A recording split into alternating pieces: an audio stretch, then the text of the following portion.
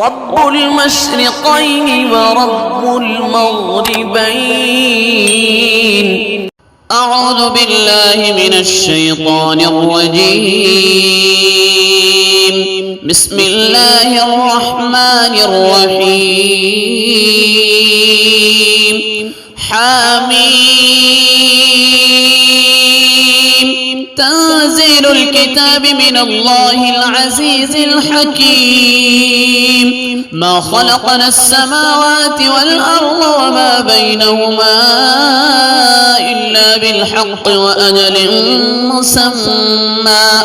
والذين كفروا عما أنذروا معرضون. قل أرأيتم ما تدعون من دون الله أروني ماذا خلقوا من الأرض أم لهم شرك في السماوات، ائتوني بكتاب من قبل هذا أو أثارة من علم إن كنتم صادقين. ومن أضل ممن يدعو من دون الله من لا يستجيب له إلى يوم القيامة وهم عن دعائهم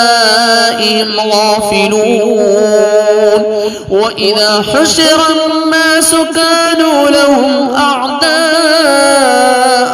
وكانوا بعبادتهم كافرين. وإذا تتلى عليهم آياتنا بينات قال الذين كفروا للحق لما جاءهم هذا سحر مبين. أم يقولون افتراه، قل إن افتريته فلا تملكون لي من الله شيئا هو أعلم بما تفيضون فيه، كفى به شهيدا بيني وبينكم وهو الغفور الرحيم. قل ما كنت بدعا من الرسل وما أدري ما يفعل بي ولا بكم إن أتبع إلا ما يوحى إلي وما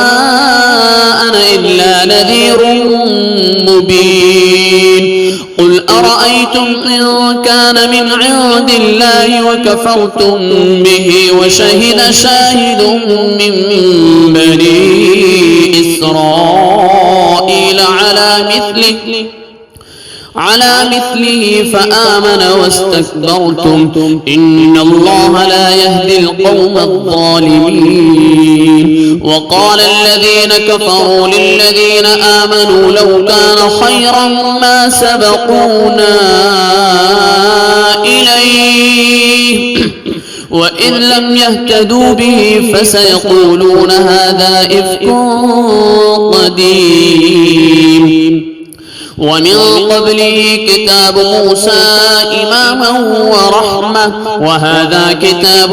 مصدق لسانا عربيا لينذر الذين ظلموا وبشرى للمحسنين. إن الذين قالوا ربنا الله ثم استقاموا فلا خوف عليهم ولا هم يحزنون أولئك أصحاب الجنة خالدين فيها جزاء بما كانوا يعملون. ووصينا الإنسان بوالديه إحسانا حملته أمه كرها ووضعته كرها وحمله وفصاله 30 شهرا حتى إذا بلغ أشده وبلغ 40 سنة قال رب أوزعني أن أشكر نعمتك التي أنعمت علي وعلى والدي وأن أعمل صالحا ترضاه وأصلح لي في ذريتي إني تبت إليك وإني من المسلمين. أولئك الذين نتقبل عنهم أحسن ما عملوا ونتجاوز عن سيئاتهم في أصحاب الجنة وعد الصدق الذي كانوا يوعدون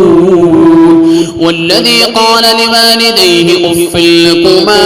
أتعدانني أن أخرج وقد خلت القرون من قبلي وهما يستغيثان الله ويلك آمن إن وعد الله حق فيقول ما هذا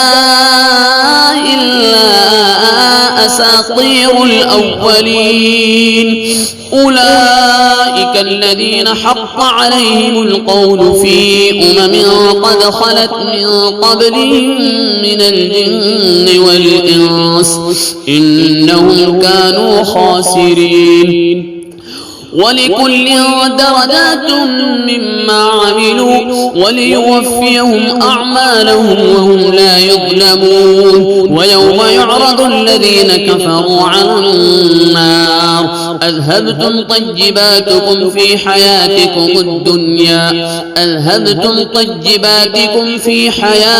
الدنيا واستمتعتم بها فاليوم تجزون عذاب الهون بما كنتم تستكبرون في الأرض بغير الحق وبما كنتم تفسقون واذكر أخا عاد إذ أنذر قومه بالأحقاف وقد خلت النذر من بين يديه ومن خلفه ألا تعبدوا إلا الله إني أخاف عليكم عذاب يوم عظيم قالوا أجئتنا لتأفكنا عن آلهتنا فأتنا بما تعدنا إن كنت من الصادقين قال إنما العلم عند الله وأبلغكم ما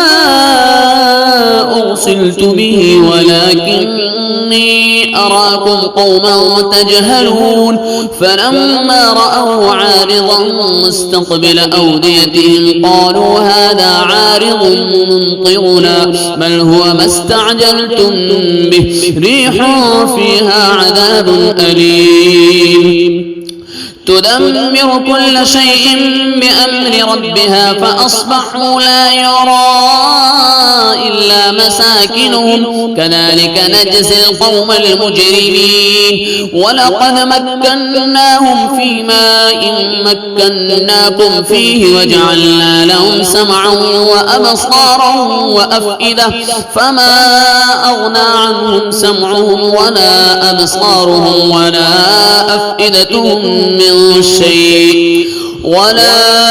أفئدتهم من شيء إذ كانوا يجحدون بآيات الله وحاق بهم ما كانوا به يستهزئون ولقد أهلكنا ما حولكم من القرى وصرفنا الآيات لعلهم يرجعون فلولا نصرهم الذين اتخذوا من دون الله قربانا آلهة بل ضلوا عنهم وذلك إفكهم وما كانوا يفترون وإذ صرفنا إليك نفرا من الجن يستمعون القرآن فلما حضروه قالوا أنصتوا فلما قضي ولوا إلى قومهم منذرين قالوا يا قومنا إنا سمعنا كتابا أنزل من بعد موسى مصدقا لما بين يديه يهدي إلى الحق وإلى طريق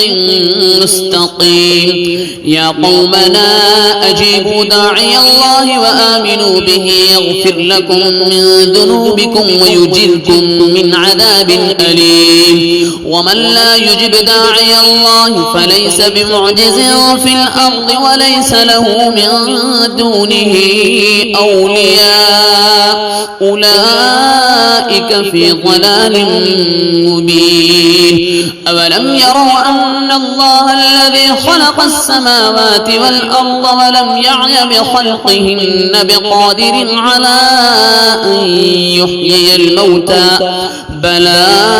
إنه على كل شيء